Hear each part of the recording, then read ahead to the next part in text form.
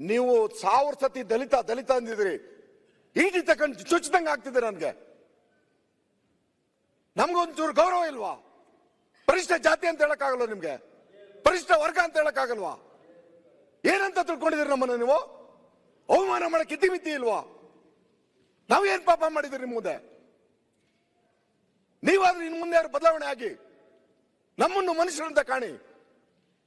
ಸಂವಿಧಾನದಲ್ಲಿ ನಮಗೂ ಹಕ್ಕುಗಳಿದ್ದಾವೆ.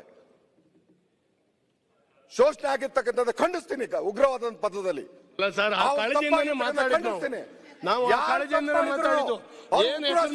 ಸಂಬೋಧನೆ ಮಾಡಬೇಕು ಅಂತ ಹೇಳಿ ನಮ್ಗೆ ಗೊತ್ತಿಲ್ಲದೆ ಇರ್ಬೋದು. ನಾನು ಸನ್ಮಾನ್ಯ ಅಧ್ಯಕ್ಷ ಪರಮೇಶ್ವರ್ ಅವರು ತಾವು ಸಹಾಯಕ್ಕೆ ಬರಬೇಕು. ನೋಡಿ, ಒಪ್ಪಿಲ್ಲ. ಪರಿಶಿಷ್ಟ ಜಾತಿ ಮತ್ತು ಪರಿಶಿಷ್ಟ ಪಂಗಡಗಳು ಅಂತ ಹೇಳ್ಬೇಕು. ನೋ ಪರಿಶಿಷ್ಟ ಜಾತಿ ಮತ್ತು ಪರಿಶಿಷ್ಟ ಪಂಗಡಗಳು ಕಾನ್ಸ್ಟಿಟ್ಯೂಷನಲಿ ಪರ್ಮಿಸಬಲ್ ವರ್ಡ್ಸ್.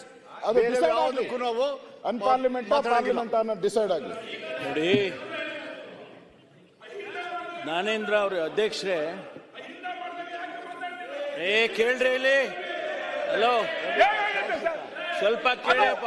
ಅಲ್ಲೂ ದಲಿತ ಇದೆ, ಅವತ್ತು ನೀವು ಮರೆತ್ರಿ, ಅಧ್ಯಕ್ಷರೇ, ಮಾತಾಡ್ತಾ ಇದ್ದೀರಿ. ಹೇಗ್ ಸಾಧ್ಯ? ದಲಿತ ಅನ್ನುವಂತ ಶಬ್ದವನ್ನ ನಾನು ಬಾಬಾ ಸಾಹೇಬ್ ಅಂಬೇಡ್ಕರ್ ಅದರಿಂದ ನರೇಂದ್ರ ಸ್ವಾಮಿ ಹೇಳ್ತಾ ಇರ್ತಾರೆ.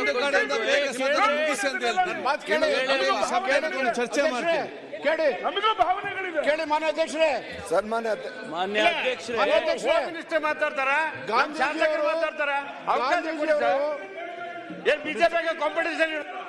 ಕೇಳಿ ಮಾನ್ಯ ಅಧ್ಯಕ್ಷರೇ.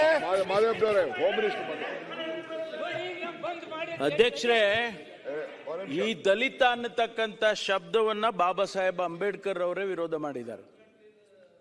ಇಲ್ಲಿ ಪರಿಶಿಷ್ಟ, ಅದಕ್ಕಾಗಿ ಪರಿಶಿಷ್ಟ ಜಾತಿ ಪರಿಶಿಷ್ಟ ಪಂಗಡ ಅಂತ ಹೇಳಿ ಅದನ್ನ ಕಾಯಿನ್ ಮಾಡಿದ್ದಾರೆ.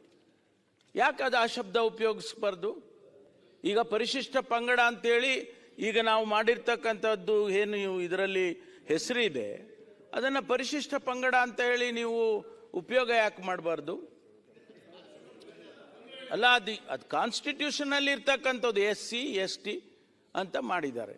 ಅದನ್ನ ತಾವು ಉಪಯೋಗಿಸೋದಕ್ಕೆ ಏನು ತೊಂದರೆ ಇದೆ ಹೇಳಿ? ಮತ್ತೆ ಉಪಯೋಗ ಮಾಡಿ.